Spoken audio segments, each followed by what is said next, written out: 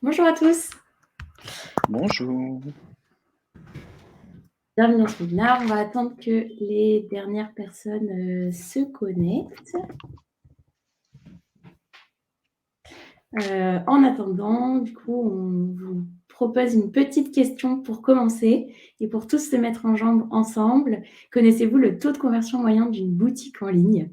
On va revenir un petit peu dans ce webinaire, du coup, sur les leviers pour augmenter sa conversion. Et donc, bah, pour commencer, est-ce que vous avez une idée du taux de conversion, peut-être de votre boutique, du taux de conversion moyen, de celui vers lequel vous voudriez tendre, peu importe. Mais Je précise, on précise ça en France parce qu'il y a une petite différence par rapport aux États-Unis notamment. Donc voilà, à vos prédictions. Antoine, bah, j'espère que tu nous entends bien. Bonjour à tous. N'hésitez pas à nous dire dans le chat ce que vous faites, si vous vendez en ligne, si vous avez une boutique, dans quel secteur, potentiellement nous partager aussi votre site. Je pense que c'est bien si ce webinaire est interactif. Alors, on a des 3%, on a du 5%. 5%. C'est intéressant. Pendant que vous répondez, peut-être qu'on va se présenter avec Augustin. Je ne sais pas si vous nous connaissez. Donc, pour ma part, Flora, je suis responsable marketing chez Payplug. Ça fait maintenant 2 ans que j'ai rejoint les équipes de Payplug. Et ça fait aussi 2 ans que j'anime plusieurs webinaires aux côtés de nombreux partenaires de solutions toutes différentes. Donc, j'accompagne au quotidien des commerçants dans leurs problématiques de conversion, dans leur problématique de parcours d'achat, d'abandon de panier et de paiement, mais voilà, de façon plus ou moins générique. Et moi, donc, c'est Augustin. Donc, je suis content manager pour le marché français chez Bird. Je viens de Lyon, mais j'habite actuellement à Berlin, puisque c'est là où sont nos bureaux. Et ça fait, dans 5 jours, ça fera 1 an que je suis chez Bird. Donc voilà, j'accompagne pareil les e-commerçants au niveau français et notre marque à se développer en France et en Europe. Je vous préciserai un petit peu après ce qu'on fait. Bienvenue à tout le monde. Ouais, bienvenue à tous. Alors, on a plusieurs secteurs. On a du consulting, on a de l'épicerie, accessoires de mariage. Et je vois que vous êtes plusieurs à avoir répondu. Donc, on continue un petit peu le suspense en présentant potentiellement nos solutions, rappeler qui on est et ce qu'on fait. Donc je vais commencer avec Bird. Donc Bird, c'est une entreprise qui est née il y a 5 ans en Autriche et en Allemagne. Donc on a une solution de logistique e-commerce digital. Donc la logistique e-commerce, ça va être, on accompagne tous les e-commerçants et retailers en ligne pour le traitement de leurs commandes e-commerce. Donc ça va être le stockage, le pick and pack, la livraison et la gestion des retours. Aujourd'hui, on a un réseau d'entrepôts partenaires dans une vingtaine d'entrepôts dans 5 pays d'Europe, avec l'ambition d'être sur 10 pays d'ici la fin de l'année prochaine. Et en parallèle de ça, pour suivre les activités, on propose un logiciel cloud qui s'intègre donc aux principales plateformes de e-commerce, donc e-commerce, Shopify, et ça vous permet donc un suivi total du processus logistique en temps réel. Et un petit mot sur Payplug. Donc, Payplug, c'est une solution de paiement par carte bancaire, omnicanal et française. Je reviens un petit peu sur ce mot omnicanal, puisqu'il n'est pas toujours très clair. Omnicanal, pour nous, ça veut dire que c'est une solution de paiement qui permet de vendre à la fois en ligne, sur un site e-commerce, à la fois en magasin, via les terminaux de paiement, et en fait, sur tous les canaux de vente que vous pouvez créer avec vos clients via les demandes de paiement. On reviendra là-dessus un peu plus tard, donc je ne m'étends pas sur le sujet, mais globalement, en 3 lignes, les avantages de la solution Payplug, c'est qu'elle est ultra simple, solution clé en main, rapide à installer et hyper simple à utiliser au quotidien ensuite. Elle est orientée conversion, donc en fait, il y a toute une batterie de fonctionnalités qui vont vous permettre, et on va les repasser en revue lors de ce webinaire, d'augmenter votre conversion sur votre site, de limiter les abandons de panier. Et enfin, c'est une solution qui vous accompagne en tant que commerçant pas seulement sur la partie paiement, mais vraiment sur toute la partie parcours d'achat. Nous, aujourd'hui, on bosse avec plus de 13 000 commerçants et donc connaître leurs enjeux, savoir y répondre, trouver des solutions, les mettre en relation avec les bons partenaires, etc. C'est ce qu'on fait depuis maintenant 10 ans. Et donc, on vend aussi cette partie accompagnement au-delà du paiement. Pour info, nous, on est basé à Paris et donc une solution française qui vous répond par email, SMS et en français. C'est aussi un bel avantage.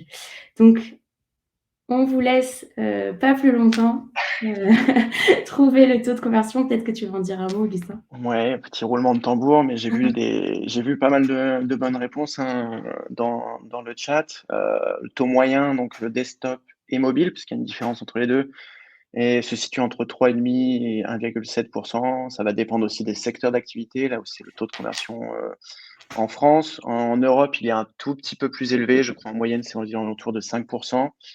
Par contre, si on prend les États-Unis, le taux est beaucoup plus faible, puisque, alors une des explications que les experts donnent, c'est qu'il y a énormément de sites e-commerce et de demandes, et les Américains sont aussi encore très attachés au commerce brick and mortar, donc ils font beaucoup de je regarde en ligne et j'achète en magasin, donc ce qui explique aussi ce taux de conversion un peu plus faible chez eux, mais voilà. Beaucoup de réponses justes et pas s'inquiéter d'avoir un taux aux alentours de 3%, puisque c'est tout à fait dans la moyenne. Donc voilà un petit peu. Je voulais juste Ouais. préciser une chose, il y a l'onglet questions. Si vous avez des questions, n'hésitez pas à les mettre et on y répondra à la fin, bien sûr, de notre présentation. Ouais, posez bien toutes vos questions. Effectivement, le but, c'est que ce soit interactif et effectivement, à la fin, on reviendra sur les questions. Moi, si je peux redire un mot sur le taux de conversion, donc pour résumer, ce que je lis habituellement, c'est que l'idée, c'est d'essayer d'avoir un taux de conversion supérieur à 3%. Si on peut revenir un petit peu là-dessus, pour moi, optimiser cette conversion, c'est beaucoup de choses. Aujourd'hui, on va revenir sur des points en particulier, mais globalement, c'est optimiser son trafic, son temps de chargement, son taux de rebond, son taux d'ajout au panier, son taux de passage en caisse, son taux de paiement et son taux de conversion. Et c'est au final toutes ces briques-là qui vous amènent vers le taux de conversion. Donc en fait, aujourd'hui, on va revenir à cette dernière étape, mais sachez qu'en amont, vous avez aussi plein d'autres étapes qu'on pourra vous relister pour gagner en conversion sur votre site, tout simplement. Je vois qu'on a des très jolies marques dans le chat. Je pense qu'on ira y faire un tour après, Augustin. Et je vois aussi Dodinette avec qui on a fait un partenariat. Donc, ravi de vous voir ici. Si on peut repasser donc en revue l'agenda, les grandes étapes de ce webinaire. Globalement, on va commencer par revenir sur le paiement dans le tunnel d'achat.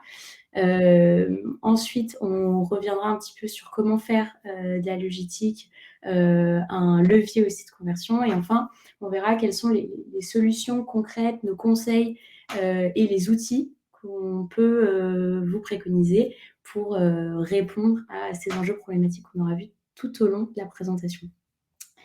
Moi, je continue avec une nouvelle question. En plus, je vois que vous êtes assez chaud aujourd'hui. Donc, est-ce que vous connaissez le pourcentage de consommateurs qui abandonnent leur commande à l'étape du paiement ? C'est assez incroyable. En gros, l'étape du paiement, pourquoi c'est important et pourquoi on en revient aujourd'hui, c'est vraiment la dernière étape de votre tunnel d'achat. A priori, lorsque le consommateur, lorsque le client arrive à l'étape du paiement, il a prévu d'acheter. Et en fait, on se rend compte que pour plein de raisons, le consommateur peut quitter à cette étape-là. Or, il avait fait son choix, il avait pris sa taille, si c'est du retail, il avait pris ses couleurs, etc. Il s'était potentiellement renseigné sur le site de vos concurrents, il s'était potentiellement renseigné sur des marketplaces, mais en même temps, il a rempli sur votre panier. Donc, je vois du 50, 15, 50. Et bien, c'est même plus que ça, puisqu'en fait, selon un condensé de chiffres récupérés par l'Institut BEMAR, on dit que 70% des clients abandonnent leur commande au moment du paiement. Alors, ce n'est pas forcément lié à la solution de paiement, puisque ça peut être aussi, en fait, je me rends compte que je n'en veux pas maintenant, que je vais commander plus tard, que je n'ai pas ma carte sur moi ou quoi que ce soit. Mais sur la solution de paiement, si je peux dire un petit mot sur les raisons par rapport à ça, ça peut être aussi un doute sur la sécurité, un ralentissement dans le processus de paiement. Ça peut être un niveau de sécurisation qui est trop contraignant. On le voit de plus en plus, on va revenir, mais forcément, toutes les directives qui sont mises en place pour sécuriser, parfois, ça peut aussi ralentir cette étape du paiement. Et ça peut être aussi l'inadaptabilité de la page de paiement, par exemple, à certains supports, smartphone, tablette, etc. Donc, en fait, c'est tout ça sur les points d'attention qu'il faut surveiller sur son site pour faire du paiement, donc un véritable levier de croissance. Et dans cette partie, donc, je vais vous donner mes meilleures astuces, notamment aujourd'hui à l'approche du pic de fin d'année, à l'approche des fêtes. On sait que c'est un gros moment, un moment important pour vous. Moi, je discutais récemment avec des commerçants qui me disaient que 30% de leur chiffre d'affaires était réalisé en décembre. Je trouve ça assez exceptionnel. Et chaque année, on sait que vous mettez un certain investissement sur ces périodes-là. Et en fait, sachez que cet investissement, il peut aussi aller dans les outils, il peut aller aussi dans des solutions qui vous permettent d'améliorer ce taux de conversion dans votre parcours d'achat. On rentre dans le vif du sujet. Moi, mon premier conseil sur la partie paiement, c'est vraiment de privilégier une page de paiement qui est simple, rassurante et responsive. Qu'est-ce que ça veut dire? Ça veut dire notamment privilégier un design épuré et optimiser le renseignement des données bancaires. En gros, avec certaines solutions de paiement, vous allez pouvoir notamment assortir votre page à l'univers de Spotsite. Vous allez potentiellement, ça va être très clair d'où il faut rentrer les coordonnées. Vous allez limiter le nombre de clics. Et ça, c'est des choses auxquelles il faut faire attention. Moi, mon premier conseil, c'est aujourd'hui, aller sur votre site e-commerce et tester votre parcours d'achat. Allez jusqu'au bout. Et dites-vous, est-ce que si vous étiez un client, en fonction de votre motivation à passer à l'achat ou pas, est-ce que vous serez vraiment allé jusqu'au bout? Ou en fait, il y a peut-être des choses qui auraient créé de la friction et donc qui auraient empêché la vente. Par exemple, c'est proposer une page de paiement responsive. Donc en fait, qui selon le support sur lequel est votre client, va s'adapter, la page de paiement va s'adapter. Et par exemple, lorsque vous êtes sur votre site e-commerce, est-ce que quand vous cliquez sur la case pour entrer vos coordonnées bancaires, est-ce qu'il y a bien le clavier qui va remonter? Est-ce que ce clavier, il est alphabétique ou numérique? Est-ce que c'est les chiffres, effectivement, qui sont demandés ou est-ce que c'est pas optimisé? En fait, c'est plein de choses comme ça qui vont potentiellement rajouter des clics.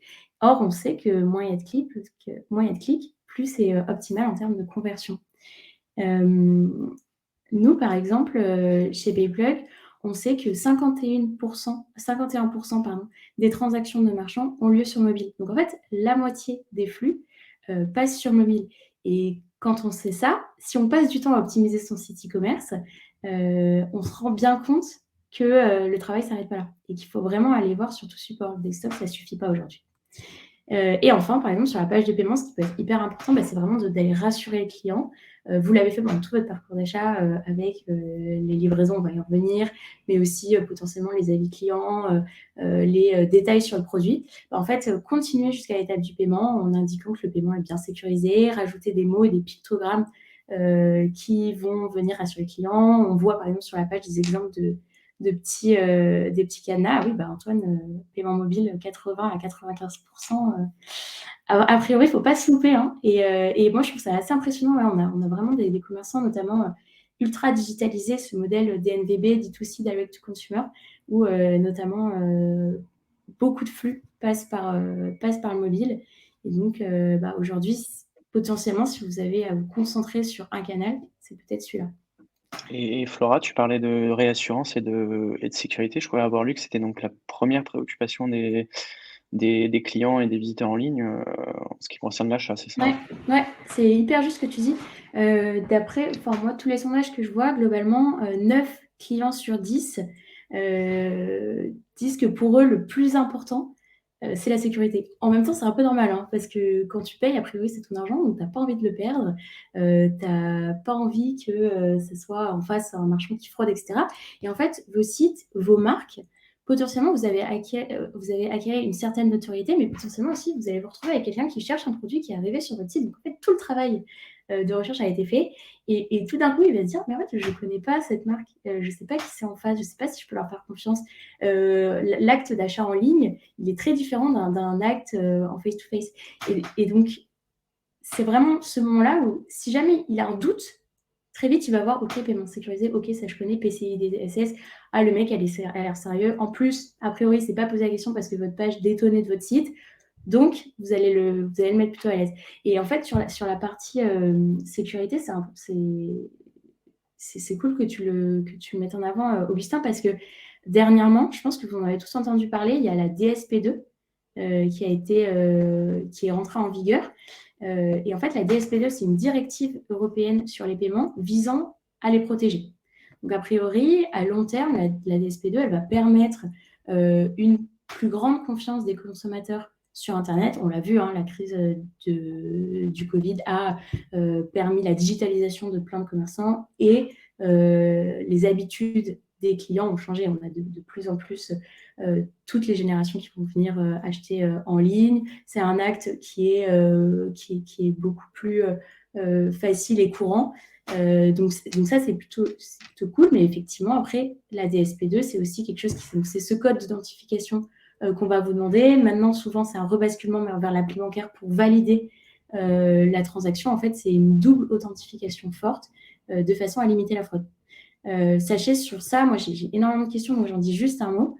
On se rend compte aujourd'hui que les Français ils sont massivement favorables au renforcement de l'identification pour les paiements en ligne.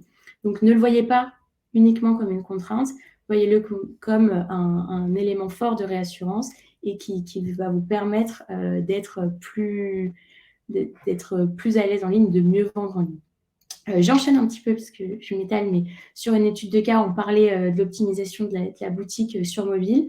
Peut-être que Antoine, tu peux nous partager, toi, tes astuces que tu as mis en place ou tes enjeux aujourd'hui. Mais globalement, moi, j'ai ce cas de l'Archiduchesse. Donc, il y a un marchand qui vend des chaussettes made in France. Elles sont très cool d'ailleurs, je vous invite à aller voir.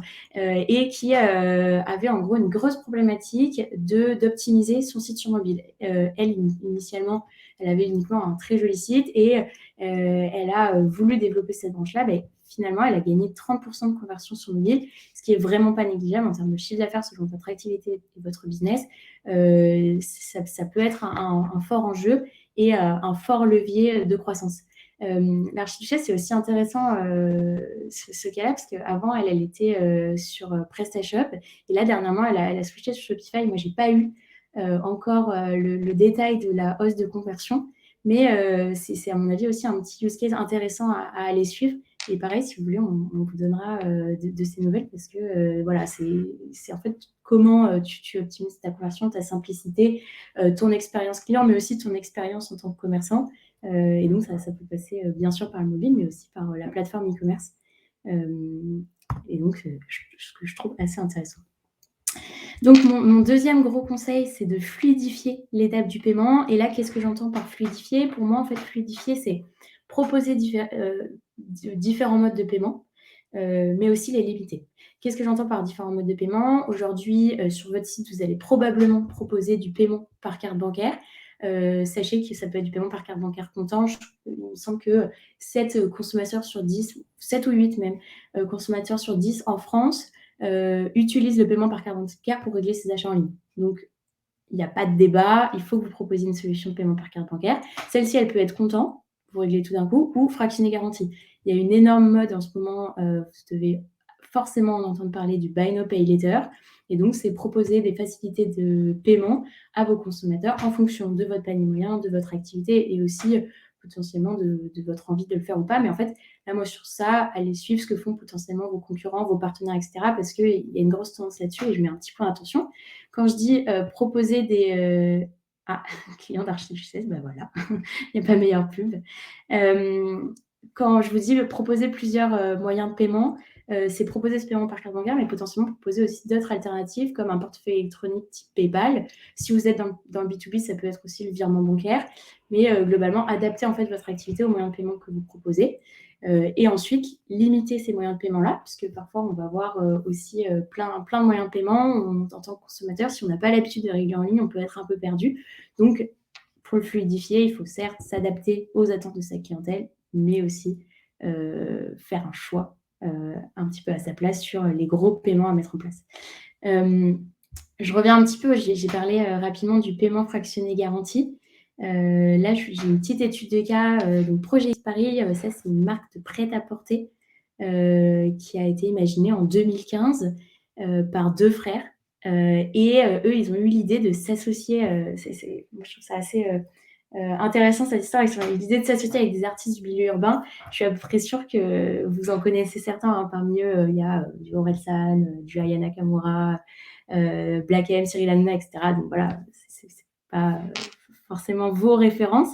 Mais donc eux, gros acteurs du textile dans cet univers-là, ils ont commencé à travailler avec nous sur la partie paiement comptant pour mettre en place une solution de paiement orientée conversion. Et un an après, nous, quand on a lancé donc, le paiement fractionné garanti, en plus du paiement comptant, ils ont continué de travailler avec nous sur cette partie. C'était une grosse demande de leurs clients. Et en fait, moi, ce que je trouvais hyper intéressant dans le résultat, donc certes, il y a une augmentation de 10% du volume de chiffre d'affaires apporté par cette solution, par le 3-4 fois garanti. Mais il y a aussi une évolution du panier moyen. Eux, globalement, sur cette partie de paiement fractionné garantie, ils sont passés d'un panier moyen de 80 € à plus de 200 €. Et ça, moi, je trouve ça assez puissant parce que Michael nous racontait que ce chiffre d'affaires généré en plus, en fait, c'est vraiment de la vente additionnelle de produits qu'on va rajouter à son panier moyen parce qu'on peut payer en facilité paiement et donc étaler ses paiements dans le temps. Lui, ça lui rajoute en fait que de la marge parce que finalement, il n'a pas tout l'aspect logistique lié à ses ventes supplémentaires. En fait, c'est au sein de la même commande qu'il va augmenter ses ventes. Et ça, moi, je trouve ça assez fort et je trouve ça hyper intéressant quand il le racontait. Donc, ça, c'est un moyen de paiement en plus, c'est un exemple. Mais globalement, vous avez aussi du wallet, des modes de paiement Google Pay, Apple Pay, etc. Enfin, voilà, diversifier vos paiements, rester au fait de ce qu'attendent vos consommateurs, de ce que proposent vos concurrents, etc. Fluidifier l'étape du paiement, c'est aussi la personnaliser. On en a un petit peu parlé, mais aujourd'hui, je trouve ça important parce que vous passez du temps à affiner l'univers de votre site, à faire des jolis shootings pour vos collections, à améliorer vos fiches produits, etc. En fait, d'optimiser votre parcours d'achat jusqu'au bout, jusqu'à la personnalisation de la page de paiement. Donc, en fait, personnaliser votre page de paiement, ça va être remettre votre logo, mettre un bouton à vos couleurs, créer, je vais vous montrer un petit exemple, ce sera plus parlant. Voilà, c'est l'exemple que je vous montrais de Chilton tout à l'heure. Chilton, c'est une petite marque de vêtements sur un petit peu sportswear et qui, lui, a un univers de marque assez incroyable. Donc, c'est intéressant de voir que lui, il a mis une photo de sa collection en fond d'écran de sa page de paiement. Il a mis son sitier en bleu. On voit la marque qui est rappelée. Et ça, je pense que c'est vraiment assez optimal en termes de conversion. Et je vous montre un autre exemple qui est la page pop-up. Donc, soit vous avez une page redirigée comme la première, soit la page pop-up qui va venir directement se mettre sur votre page de checkout pour limiter la redirection. C'est un peu à vous de voir en fonction de... Voilà, vous pouvez aussi tester les deux pour voir ce qui marche le mieux. Mais pareil, là, on revoit les logos dont on parlait tout à l'heure, les cartes bancaires en bas, le PCI DSS. C'est très clair, on ne se pose pas de questions. Et Flora, tu me disais, enfin, tu as utilisé le mot tester. On peut, je crois que c'est ça, on peut tester avant de mettre en place sur sa boutique en ligne ces différents éléments, ces différents moyens techniques. Ouais, carrément. En fait, nous, sur Payplug, aujourd'hui, on a un petit mode test. Vous avez juste à rentrer une petite adresse email pour vous connecter et vous pouvez accéder au back-office Payplug et donc déjà aller voir toutes les features dont on parle, comment ça marche, etc. Mais aussi, notamment sur la page de paiement personnalisée, allez vous amuser à voir à quoi votre page de paiement ressemblerait avec les photos de votre collection actuelle, vos couleurs, votre logo, etc. Des best practices entre pages redirigées ou pop-up. Là, aujourd'hui, j'ai pas un gros chiffre là-dessus. Moi, je sais qu'on a plusieurs commerçants qui ont essayé les deux. J'ai pas forcément une énorme tendance sur ce qui marche le mieux. Effectivement, la pop-up, l'avantage, c'est qu'elle va vraiment ne pas venir rajouter d'étapes. En fait, on a l'impression de rester sur la page de checkout pour payer. Donc, moi, je trouve ça assez efficace dans ce sens-là. Et en même temps, je dois avouer être assez fan des pages de paiement avec les jolies photos, etc. Je trouve que comme c'est la dernière page qu'il va venir voir, je trouve que ça peut être cool de laisser cette image. Voilà, moi, je vois parfois des photos très colorées, je vois les nouvelles collections, etc. Donc, potentiellement, selon votre univers de marque, peut-être que la pop-up va être plus simple et limiter le nombre d'étapes, donc plus efficace. Par contre, potentiellement, si vous voulez laisser cette empreinte dans la tête de vos clients, ça peut être intéressant de passer sur la redirigée. Vraiment à vous de voir. Et là, moi, si j'ai un conseil, c'est tester. En fait, c'est vraiment en quelques clics. Et je vous invite à aller tester sur le site. Vous passez de l'une à l'autre et vous venez nous redire. Vous venez nous redire 2 mois après laquelle a le mieux marché parce que les 2 sont hyper efficaces honnêtement et après c'est peut-être selon ce que vous avez à mettre et cetera.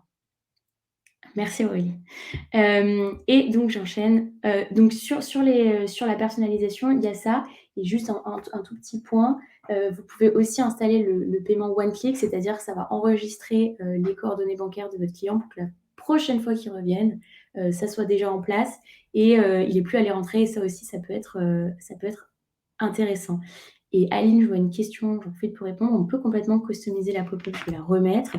En fait, là, sur l'image, on voit donc cette marque Factory Chic qui a remis son logo, qui a mis la couleur du sitier, le vert, c'est lui qui l'a mis. Voilà, c'est à peu près tout ce qu'on peut mettre. En haut aussi, on ne voit pas forcément très bien, mais pareil, on remet le nom de l'entreprise. Donc, c'est customisé. Mais voilà, comme ça vient vraiment se poser sur la page. Il n'y a pas beaucoup plus d'efforts à faire. Et c'est quand même personnalisé. C'est quand même personnalisé. Ça rappelle quand même votre marque. Voilà, et donc accélérer sur le paiement, moi, mon dernier conseil, c'est d'aller chercher votre client où qu'il soit. Là, c'est vraiment un conseil pour accélérer votre croissance.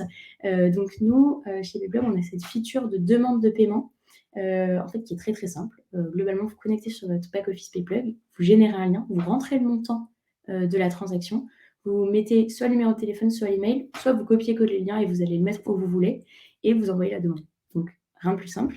Et ça, c'est assez intéressant parce que ça vous permet plein de choses. Par exemple, chez PayPlug, vous voyez les raisons d'échec de paiement. Donc, ça peut vous permettre de relancer des paniers abandonnés, typiquement. Quelqu'un qui n'avait pas assez de fonds sur sa carte.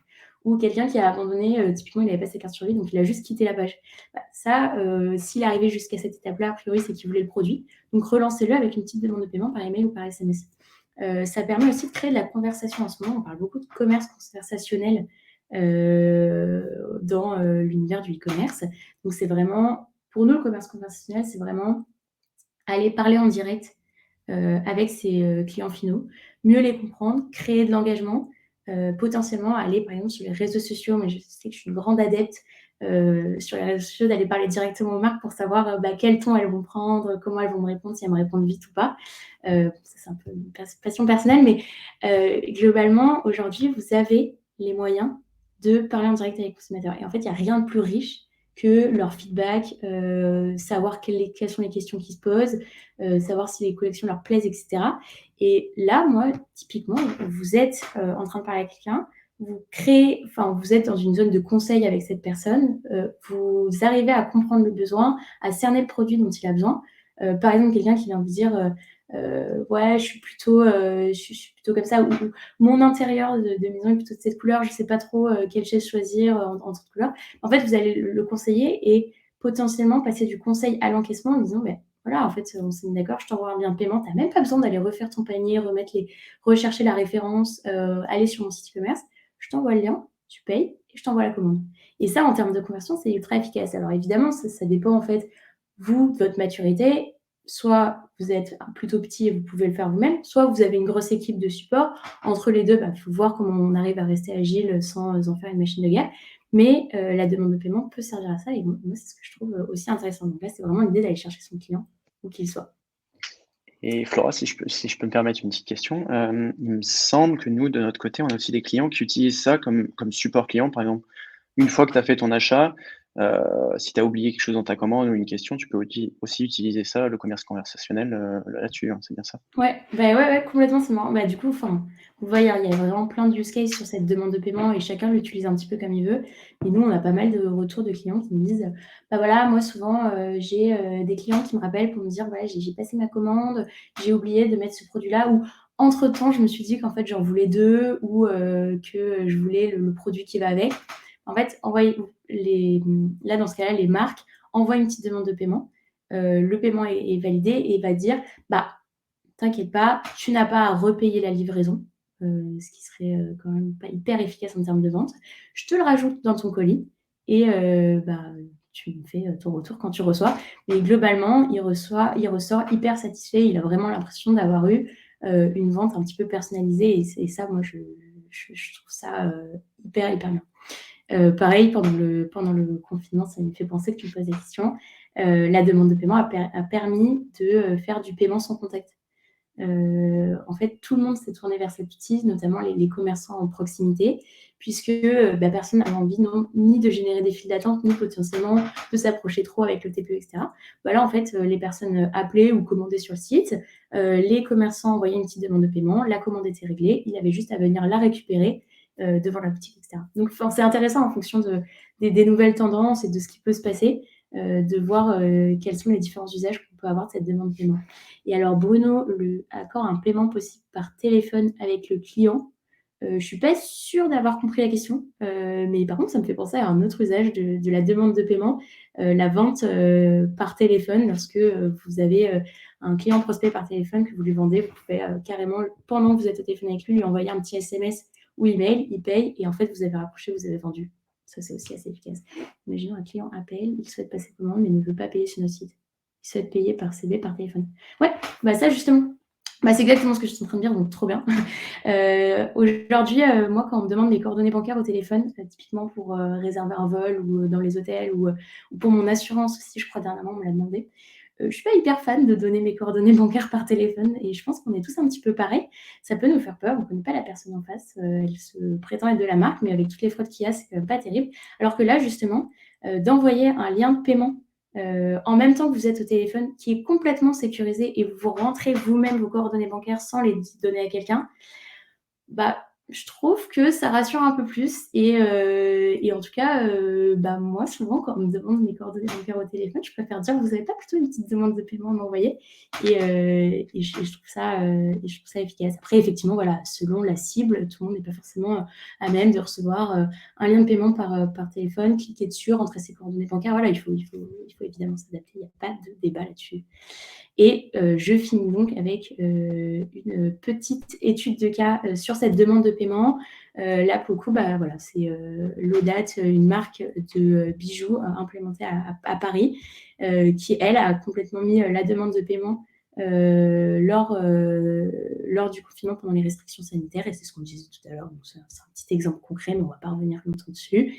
Et en fait, quand on parle de commerce conversationnel, en fait, plus globalement, on parle d'omnicanal, c'est ce que je vous disais au début, vente en ligne, en boutique et sur les nouveaux canaux de vente type réseaux sociaux. Et je ne vais pas m'attarder parce que ce n'est pas forcément le sujet, mais en tout cas, sachez que certaines solutions de paiement vont pouvoir vous accompagner jusqu'au développement de vos premières boutiques, etc. Et en fait, l'intérêt, c'est vraiment d'avoir toutes les transactions et donc toutes les données de vos clients, quel que soit le canal de vente utilisé, au même endroit et donc potentiellement d'un petit peu mieux analyser, de mieux comprendre les enjeux et surtout, c'est plus simple, hein. On va se le dire rapidement. Et donc là, c'est l'exemple de Carzon. Je ne sais pas si vous connaissez cette marque de soins du quotidien plutôt naturel, éthique, etc., qui s'est aussi fait accompagner donc, du paiement en ligne initialement au paiement omnicanal avec l'ouverture de ses premières boutiques, ses premiers TPE et donc une seule et même solution pour tous ces paiements. Et j'en ai beaucoup dit, donc je te repasse la parole, Augustin. Ouais, c'était très intéressant. Merci beaucoup, Flora, sur cette partie, paiement. À présent, moi, je vais vous parler, de logistique, hein, j'espère tout aussi intéressant et tout aussi, instructif. Je pense qu'il est important de préciser dans un premier temps que la logistique va avoir un impact, moins direct que pourrait l'avoir le paiement sur votre taux de conversion. La logistique, elle va avoir un impact beaucoup plus, expérience expérimental sur l'expérience client. En fait, c'est un client va acheter une première fois si son expérience de livraison ou de retour potentiellement est bonne, il y aura potentiellement des chances ou en tout cas plus de chances qu'ils reviennent sur votre boutique et qu'ils refassent un achat. Donc, vous fidélisez le client. Donc, je vais vous préciser différents éléments, mais l'impact, il ne sera pas chiffré sur votre taux de conversion, on sera beaucoup plus sur des éléments moins directs que pourraient être des éléments du UX, des éléments de marketing, d'ads, qui vont vous permettre là directement d'augmenter votre taux de conversion. Nous, on est plus sur des aspects qui vont faciliter l'expérience client, qui vont faciliter et le fidéliser surtout. Je continue, ce webinaire encore avec une question, hein. Est-ce que vous connaissez, le pourcentage de visiteurs qui abandonnent leur commande en raison des frais de port trop élevés? Je vous laisse répondre peut-être rapidement dans le chat. Je vois Bruno 20. Là encore, hein, gardez bien en tête que l'impact est peut-être moins direct sur le taux de conversion. Par contre, il y a quand même un petit impact là. Allez, j'enchaîne tout de suite, hein. Le résultat, c'est 55. C'est un client sur 2 qui va quitter votre boutique parce qu'il va, s'apercevoir, je vois Anne qui était à 60.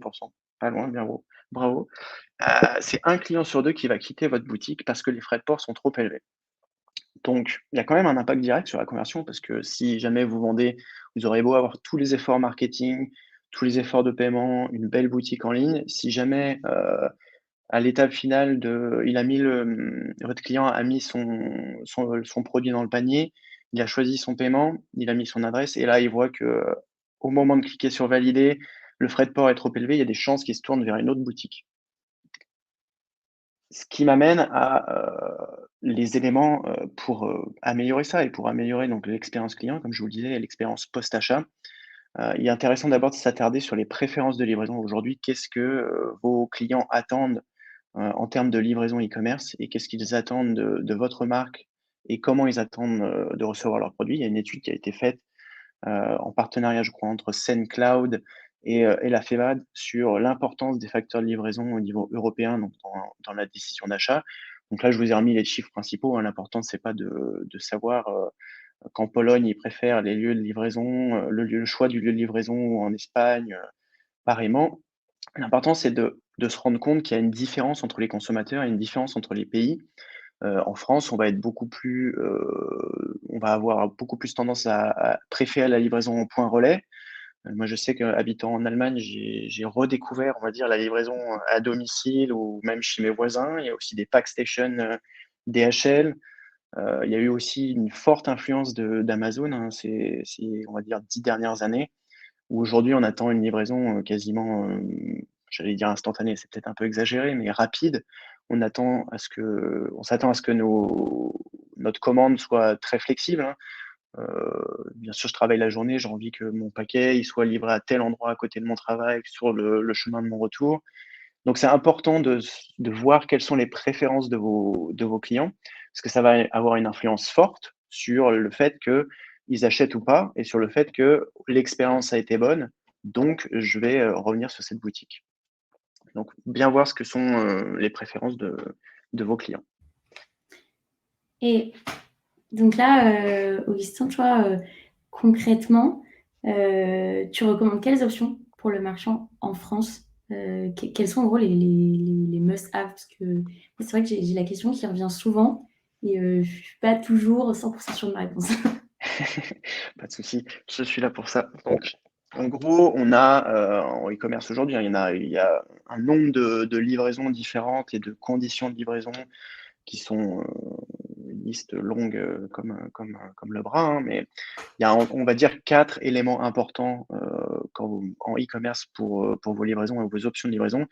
La première, c'est la livraison gratuite. Alors, la livraison gratuite, ça va dépendre de beaucoup de choses. Ça va dépendre de votre maturité, de vos capacités de traitement, de vos marges, parce qu'aujourd'hui, si vous êtes un e-commerçant qui fait, on va dire, moins de 500 commandes mensuelles, proposer une livraison de 100 gratuite, ça va pas forcément être rentable pour vous.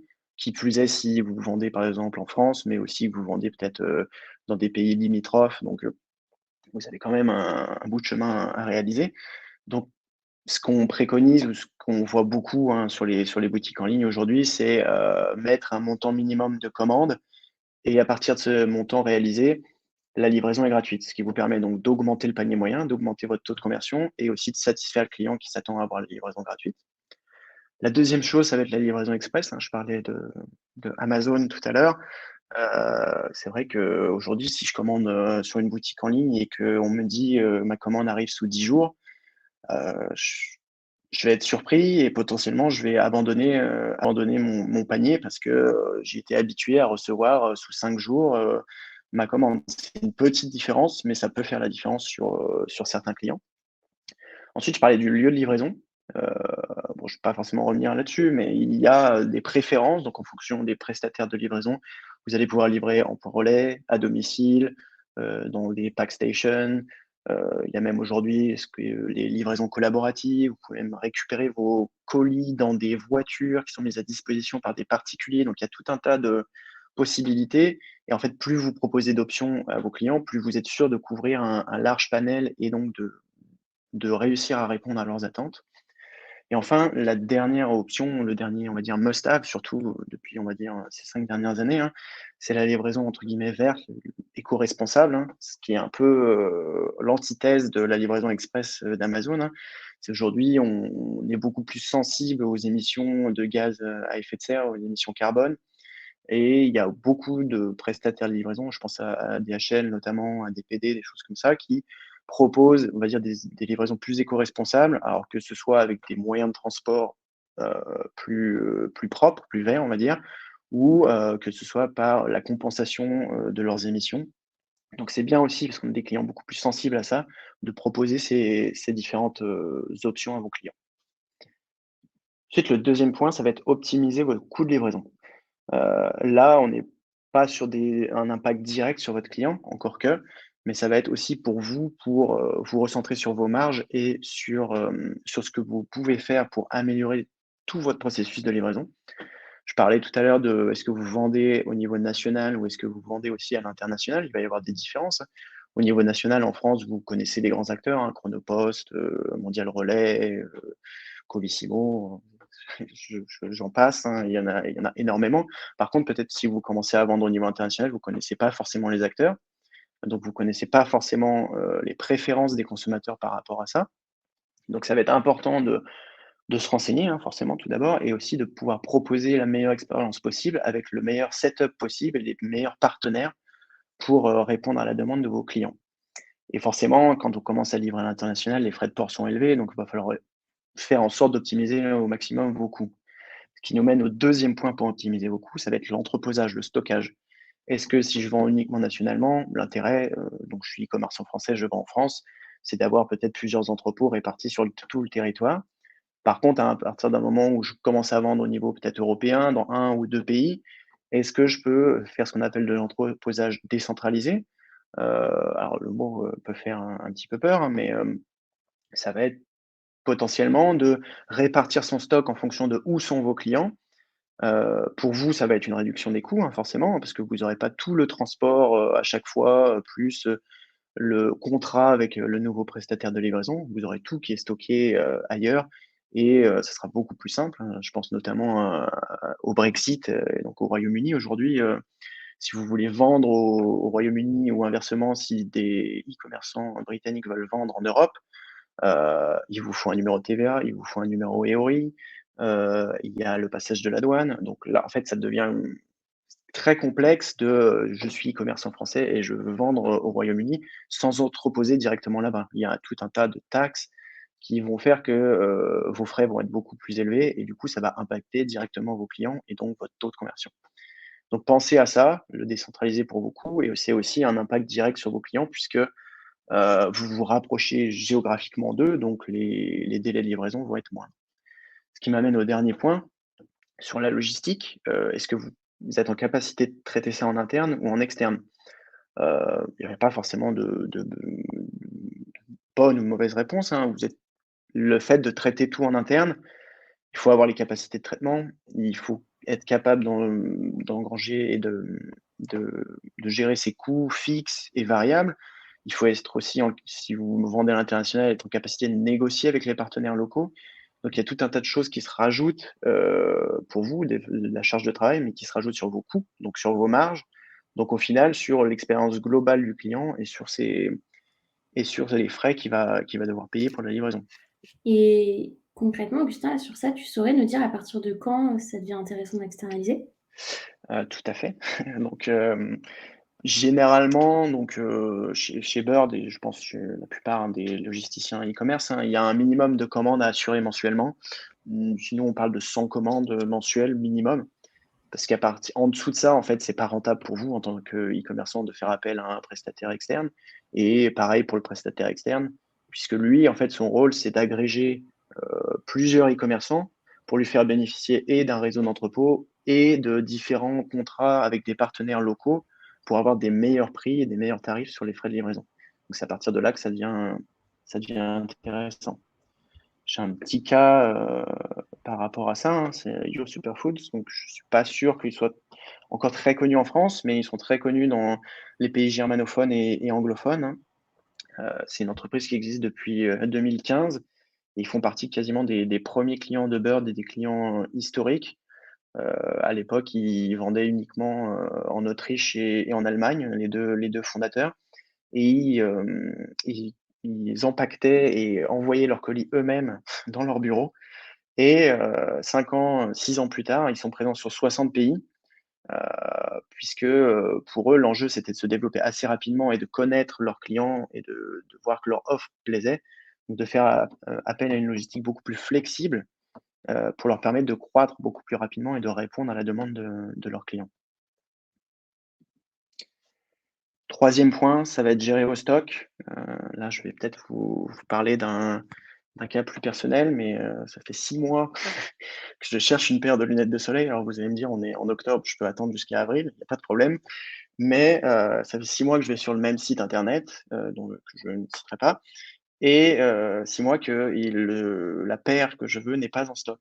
Donc en fait, à partir d'un moment, là, 6 mois, je suis quand même très, déterminé à avoir ces lunettes. Mais au bout d'un moment, je vais pas retourner sur ce site et au final, je vais pas aller acheter sur ce site e-commerce. Donc c'est pour eux, c'est une conversion en moins et j'imagine que, pour d'autres clients, ça va être le cas. Donc il va être important de gérer vos stocks et surtout sur votre site e-commerce, si votre produit n'est pas en stock, bah, soit de le dire clairement, soit carrément de l'enlever de votre site e-commerce pour pas créer cette frustration chez le client. Vous pouvez aussi proposer ce qui se fait, beaucoup, hein, c'est d'informer le client par email. Voilà, vous lui dites: «Quand, ce produit sera en stock à nouveau, je vous envoie un email» et là, vous pouvez maximiser un petit peu plus la conversion et il y a un aspect aussi de communication, on va dire plus, back office, hein, de bien connecter votre plateforme e-commerce avec votre solution logistique pour que le stock se fasse en temps réel. Je pense qu'aujourd'hui, enfin, j'imagine ce que beaucoup font, mais c'est important de ne pas créer cette frustration et de bien voir ce qu'il y a, en réalité physiquement comme produit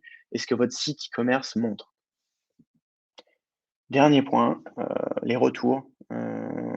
Là, il y a je vous ai mis un chiffre, 76 des acheteurs en ligne lisent les conditions de retour avant l'achat.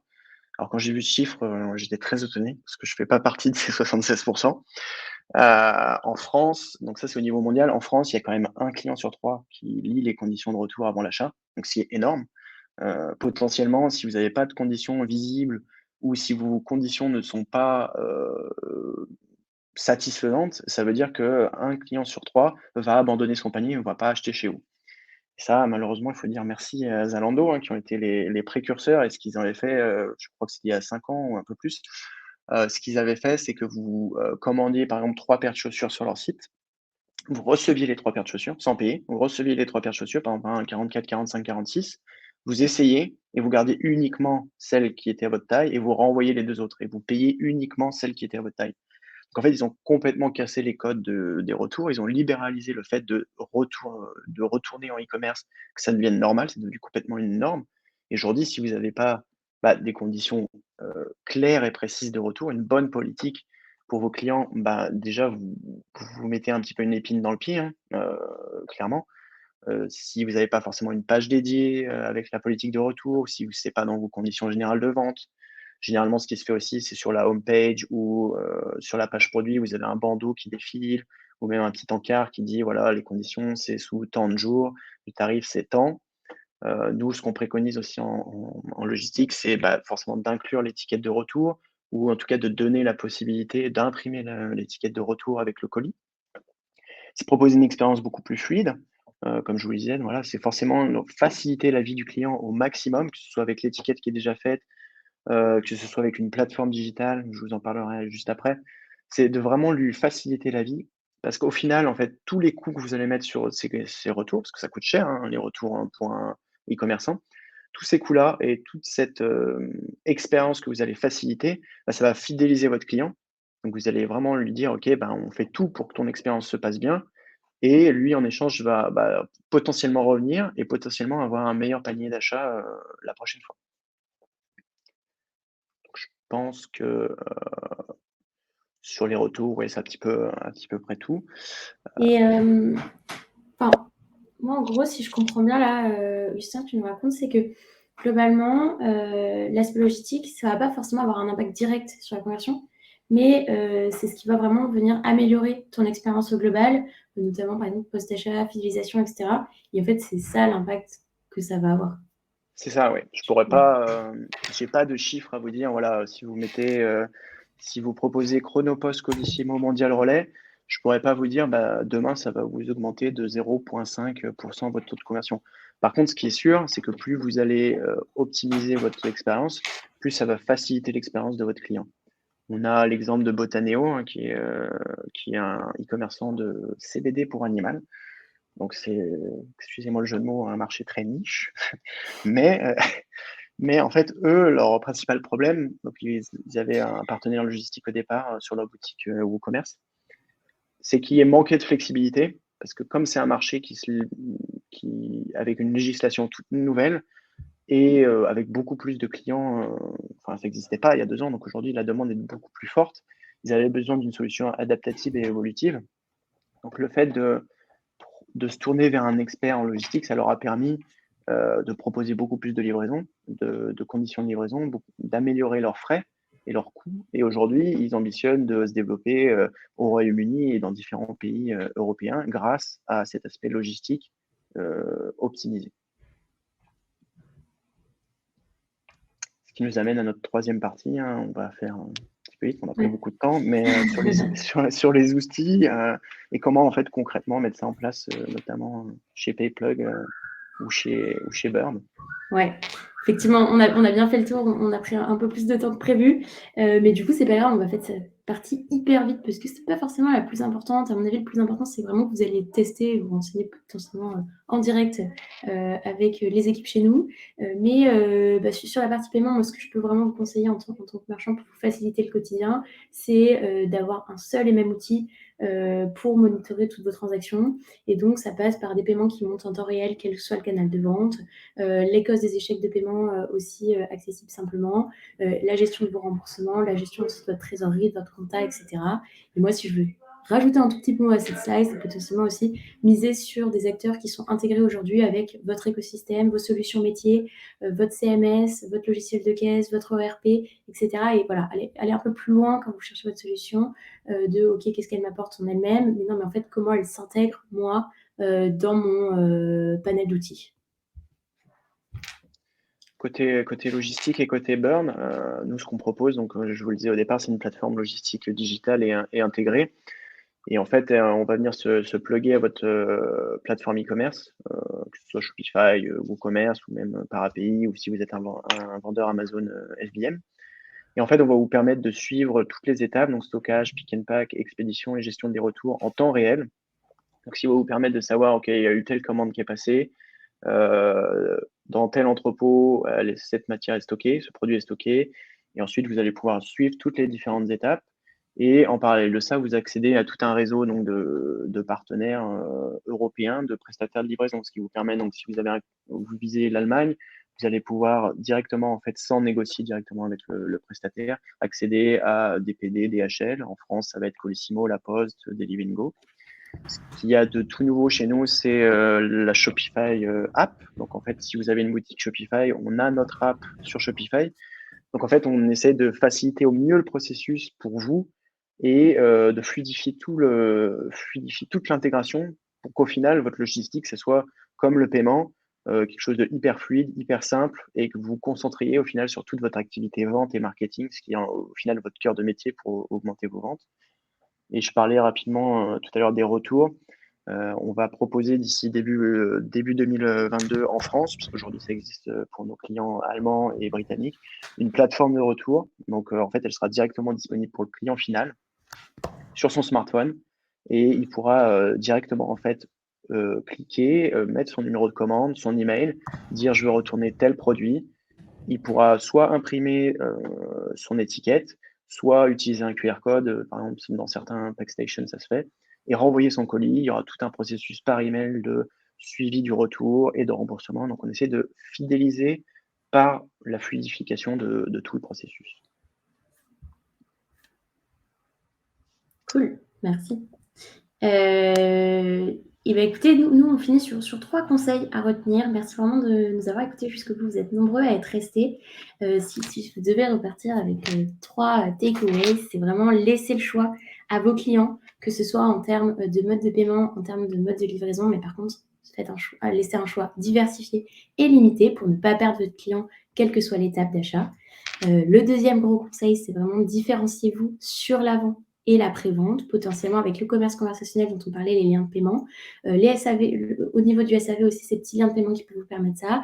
Et les retours et post-purchase, comme Augustin vous l'a super bien expliqué. C'est vraiment l'expérience au global qui va ensuite venir améliorer tout votre parcours d'achat, votre taux de conversion et limiter les abandons de panier.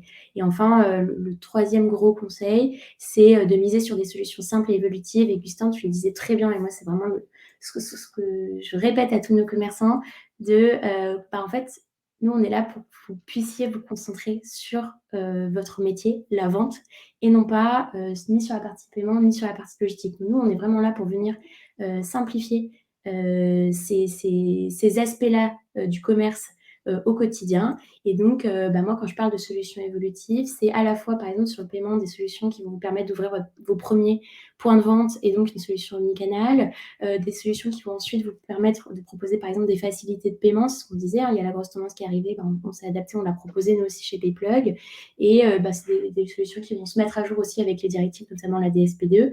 Et sur la logistique, tu vas sûrement dire un mot, Augustin, mais voilà, c'est le bon partenaire qui va vous accompagner tout au long de votre croissance, au cours de tous les grades de maturité de votre entreprise. Ouais, c'est ça, hein, tout à fait, hein. Je parle plus côté logistique, moi, mais enfin, c'est un véritable métier, la logistique, hein. En tant que e-commerçant, on peut très bien traiter ses commandes en interne, au tout départ, quand on lance son activité ou si on a vraiment des capacités énormes de traitement, hein, quand on est une très, très grosse entreprise. Mais c'est un métier, ça prend du temps, il y a des coûts qui sont énormes et faire appel, la plupart du temps, à une solution qui peut vous aider là-dessus, hein, que ce soit Bird ou une autre, en fait, vous gagnez un temps précieux qui va vous permettre de vous concentrer sur vos activités, comme le disait Flora. Et c'est surtout, ça va vous permettre de proposer une expérience qui est beaucoup plus fluide pour votre client. L'impact, je l'ai répété beaucoup de fois, mais l'impact n'est pas direct sur votre taux de conversion. Par contre, il va être direct sur la fidélisation, hein. Je crois que j'avais un chiffre en mémoire, c'est quasiment moins de 2% des visiteurs achètent lors de leur première visite sur un site e-commerce. Donc, sur 2 clients sur 100 vont, première fois qu'ils découvrent votre site, vont acheter. Donc en fait, c'est infime. Donc le plus vous mettez de chance de votre côté avec des options, des solutions de paiement, de logistique, plus vous maximisez vos chances d'avoir des nouveaux clients et de les fidéliser. Voilà, je pense qu'on a fait le tour On a fait le tour. Si vous avez évidemment des questions, n'hésitez pas à les poser. Je sais qu'on a répondu à pas mal de questions déjà dans le chat et au cours des questions, hein, notamment sur le paiement fractionné garanti avec Payplug. Oui, il suffit d'aller sur votre back-office Payplug et d'aller prendre cette fonctionnalité. C'est pas plus compliqué que ça. Stéphane, j'espère avoir répondu à votre question. L'avantage aussi d'une solution comme Payplug, c'est que c'est sans engagement. Je le répète toujours parce que c'est important de se dire que il faut tester les outils. Et du coup, aujourd'hui, vous avez de plus en plus accès à des outils qui font soit des offres de démarrage, soit notamment qui sont sans engagement. Et ça vous permet d'aller comparer un petit peu les solutions des uns des autres. Et alors, je vois qu'entre-temps, il y a une dernière question d'Octave. Pour le paiement fractionné Payplug, les frais sont-ils un charge ou à ceux du client ? C'est une hyper bonne question. Merci Octave. En gros, aujourd'hui, vous avez le choix de soit répartir le coût du paiement fractionné garanti, donc le coût de ce petit crédit à consommation, entre le client et vous, les frais. Et vous pouvez aussi décider, par exemple, là, on arrive sur les périodes de fêtes de fin d'année, de prendre en charge tous ces frais liés à cette facilité de paiement, de façon à augmenter vos ventes, vos paniers moyens sur des périodes un petit peu ciblées. Voilà, ça peut être intéressant. Donc effectivement, bonne question. Et oui, effectivement, Stéphane, le replay vous sera envoyé. De la même façon, je vous invite à nous contacter directement. On laisse nos coordonnées ici. Je pense que Justin, tu es d'accord avec ça. À mon avis, tout le monde peut nous contacter, soit sur LinkedIn ou par email. On sera ravis de répondre à des questions peut-être un peu plus personnalisées et de revenir sur certains aspects, de vous partager potentiellement des choses qu'on a évoquées dans cette présentation sur lesquelles on ne s'est pas forcément étendu. Mais pour des questions techniques, un contact. Alors, je ne sais pas sur quelle solution, toi, Augustin, est-ce que tu as un contact? Alors, moi, la meilleure solution, Pascal, c'est soit de me contacter directement et je ferai suivre la demande, soit directement sur notre site getbird.com/fr, où là, tu auras toutes les informations et puis même potentiellement faire une demande de devis ou de questions directement. Mais voilà. Voilà. Et globalement, même réponse pour PayPlug, hein, toutes nos demandes de prise de rendez-vous sont prises en compte et vous avez un retour. Et pareil, moi, je serais ravie de recevoir un email pour vous mettre en contact avec les bonnes personnes. Si vous donnez l'objet de cette demande, je l'enverrai à la bonne personne en interne avec grand plaisir. Enfin, je crois que s'il n'y a pas d'autres questions. Ah, si, justement. Non. Ah bah, pas d'autres questions, super. Bah, écoutez, merci beaucoup pour toutes les questions et d'avoir été présent. Merci Flora pour toutes ces super infos. J'espère que ça vous a plu. Et puis, comme on le disait, vous allez retrouver le webinaire, le replay qui vous sera envoyé par email. Et n'hésitez pas à nous contacter pour toute question, renseignements, faire coucou. Ouais. Voilà. Merci à toi, Augustin. C'était vraiment un plaisir de partager ce webinaire avec toi. J'espère que ça vous a plu, que vous avez appris des choses. N'hésitez pas à nous partager. Vous allez recevoir effectivement un email. Moi, j'adore recevoir des réponses à cet email. C'est mon adresse mail qui est derrière pour savoir ce que vous avez appris, potentiellement ce qu'on aurait pu creuser un peu plus ou ce qui a été un petit peu long. Nous, c'est des webinaires qu'on a tendance à refaire dans des laps de temps un peu plus longs et on est toujours ravis d'avoir vos feedbacks, c'est très précieux. Merci à tous d'être restés. C'était vraiment un plaisir de partager ce webinaire avec vous et merci pour l'interactivité. Ce n'est pas toujours le cas, donc ça fait plaisir. Merci beaucoup. Bonne journée à tous. Au revoir.